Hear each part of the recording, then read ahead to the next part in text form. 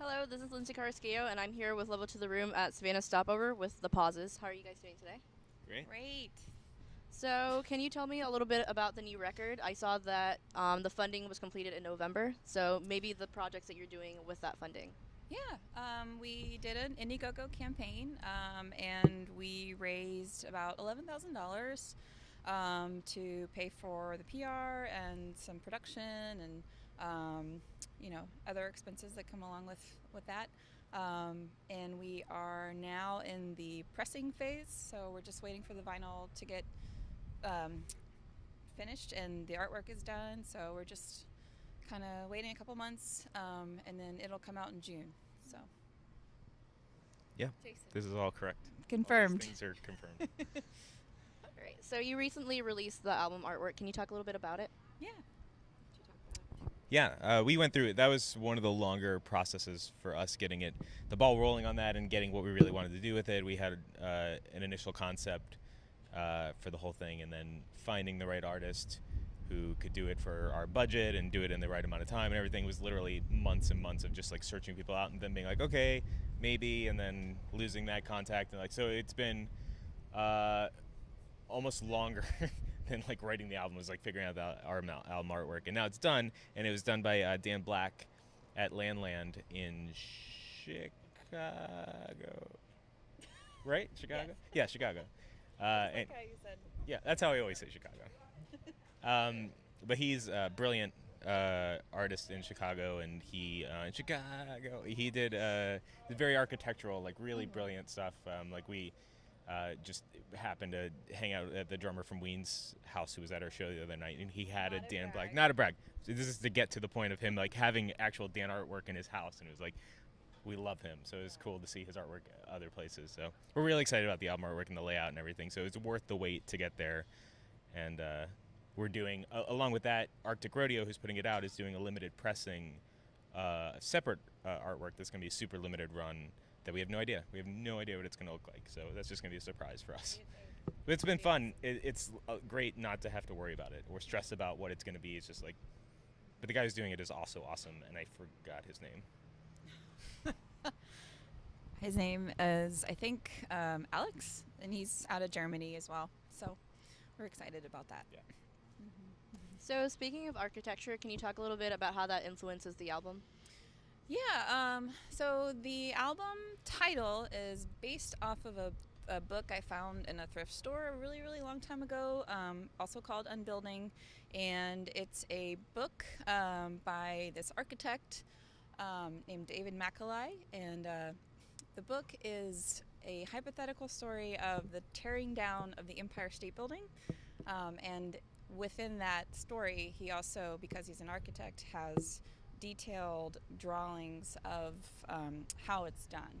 So you'll see like really technical drawings of pieces of the building being torn apart. So I just really liked the art from the book and the title and the concept of that. And I guess my background, I've always really liked design and just how things fit into a room and like how our people are affected by that. So there are some kind of nerdy conceptual ideas on the record lyrically. There's a song that's like totally based on the Eames couple, Charles and Ray Eames, who I'm like kind of mildly obsessed with.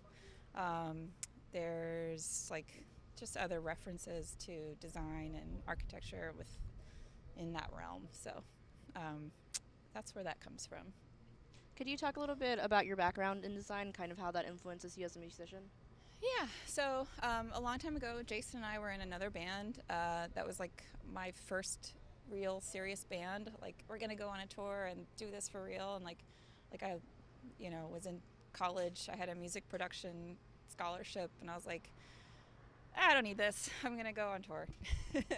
And then that band dissolved, and I was just like really crushed by it. So I'd always kind of had this passion for design and just went to school for it for a little bit, and just thought I was going to be this designer, and realized that I couldn't not do music. So it was just like creeping back up into my life, and to kind of put that on the back burner.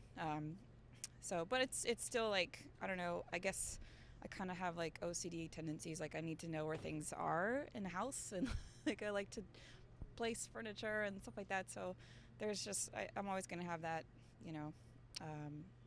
those weird quirks. But I like the idea of design. And yeah, I totally forgot what the question was, and I don't remember if. Yeah. Yeah, I mean, you can relate design to music. It's like spacing, and like taking things away and like what works within a song. So I think it's relatable for sure. Yeah. I hope I answered that right. So can you talk a little bit about some of your influences in general, maybe other artists? Sure, yeah. I mean, I'm just like a huge Bjork nerd. Like, she puts out so much stuff, and I'm just like a sucker for it all. Like, I need that single and that remix of that single on vinyl, just because she put it out, and there's great, amazing artwork with it. So I always will like her. I really like Granddaddy. There's probably one of my favorite bands, and Harry Nilsson is a huge influence for me. I think he's got had one of the most beautiful voices ever in music history. So that's kind of my area. You're in a different area a little bit. Yeah, I think that's one of the things that makes us a decent sort of collaboration team. Is we have definitely come from different sort of backgrounds of like what our tastes, and I think that blends into what we do. But I think I come from a lot more noisy rock, weird stuff going on. So I like a lot of electronic based things, or just like indie post rock, weird, whatever is weird. So like Jay Robbins, who like we ended up recording with, I was a massive fan of like anything that came out on Discord or DeSoto, and that definitely influenced my writing style prior or post playing a lot of grunge stuff and being in grunge bands in South Florida, and then being like, oh, this is a lot more interesting writing wise, and sort of adapting that and figuring out how it applies to what I want to do, and adding in electronic elements. And like I fell in love with a band called Self that sort of married that together, and that was a huge sort of burst for me musically. We have some crossover for sure, but those are like, I think that's like our sides of the spectrum. But we definitely like Jawbox and Self and like all the heavier bands. We definitely are relatable on that. So with the new record, can you talk a little bit about the benefits or disadvantages of crowdfunding? Oh yeah. The benefits, I think it's really good exposure, I think, for the record. It's like almost its own PR campaign, because it allows other people to share it for you and help you in that sense. And the other benefits are that the people that back it will get like exclusive things that wouldn't happen with just a regular pre-order of the record. So we're able to add like a personal touch to those orders, like parts of the video that we made, and like handwritten lyrics or whatever kind of thing you want to offer. I think those are the benefits. The hard stuff is actually putting it together, like creating a video that is worth like or just will get someone's attention. Actually coming up with all the rewards, like seeing what you can afford to do, and then just the risk of it all. Like, is this actually going to work? Is it worth all the effort that we're putting into this thing? So it's a lot of work. It's months of planning, and then a month of just bothering everybody for money. And then the fulfillment of everything. So it's a long process, but I do think that it was beneficial for us for sure. So, yeah. So with your set tonight, can you talk a little bit about it and what people should expect? I might jump into that tree that's in front of the stage, because why not? We're gonna play some new songs from the record, some old songs from another record, and just have a good time. What are you going to do? You gonna do anything crazy? Well, it's playing songs sounds good. I wasn't sure exactly. Oh. But, There's another tree we could jump into. yeah. I think as much use of the space that we don't get to play outside very often. That's true. So And it's a beautiful day. So is there anything else about the new record that you think people should know about? It comes out June 22nd on Arctic Rodeo. Like Jason said, there'll be different versions of it. We will be touring it a lot this year, so hopefully we'll be out for a really long time in the summer. What else? We're really excited about it. Yeah. We're really happy with how it came out, and we're really relieved and excited to finally put it out. So we hope people also feel the same. So being from Orlando, can you talk a little bit about the music scene and some bands that you suggest that people listen to? For sure, yeah. It's actually a great music scene in Orlando. It's super diverse.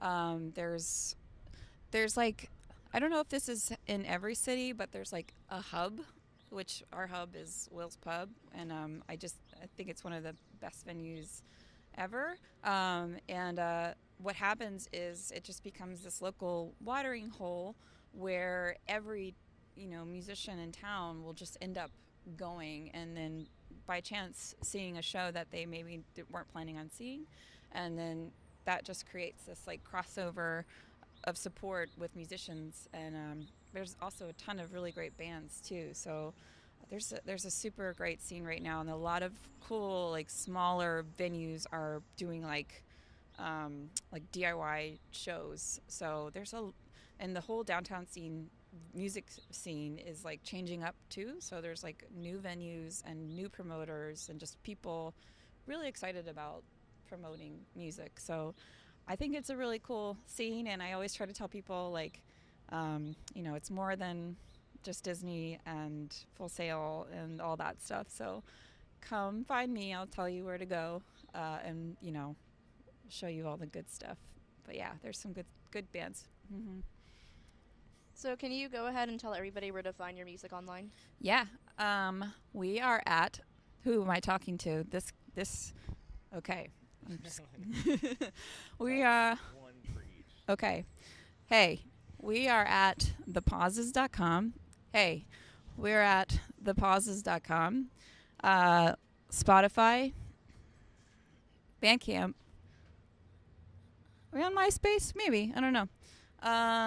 Facebook. Instagrams, Twitters, MySpaces. He knows more than I do. And yeah. Yeah, so we're on all the stuff. Google. Google.com. Google.com/thepauses. All right, so this has been our interview with the Pauses at Savannah Stopover. We'll see you next time. Bye.